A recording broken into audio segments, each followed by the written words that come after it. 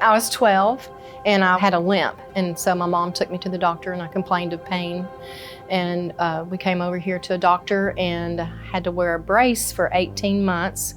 I had a disease called Perthes, and it's the ball in your hip joint that it's supposed to be hard, but mine was soft. And back then you had to be off of it and keep the weight off and let it heal. So for 18 months I wore this beautiful brace and boot that tall. And then when I wasn't wearing the brace, I had to wear crutches. And the doctor told my mom back then that I would probably have to have a hip replacement later on because arthritis.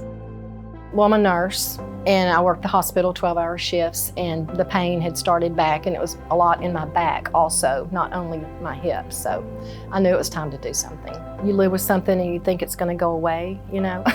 And you know, I just kept putting it off and putting it off. But you know, after so many years, I just decided I was tired of it.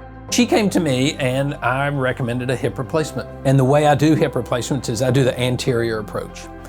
And I've been doing the anterior approach for over a decade now. I make an incision on the front of the thigh, and it goes between muscles instead of cutting through muscles, which is what the lateral and the posterior approach do. The beauty of that is I think people hurt a lot less, but also there's no precautions after surgery. Once I go between the muscles, we get to the top of the femur. Then we cut off the top of the femur. The top of the femur is shaped like this, and we cut this off here. And then you have the socket. We ream that socket to a perfect, say, 55 millimeter diameter. And then we put a 56 millimeter cup into that socket. Then we put plastic into that metal cup.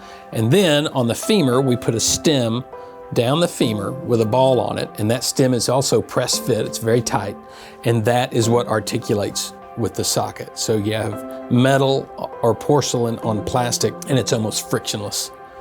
And so that's why people have such relief right away.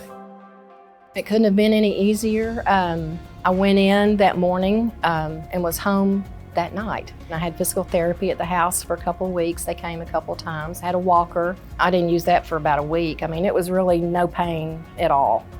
It was a great surgery. I don't wear out as easily on into the day as I did. You know, I'd have to take breaks and kind of rest, but you know, I'm good to go now.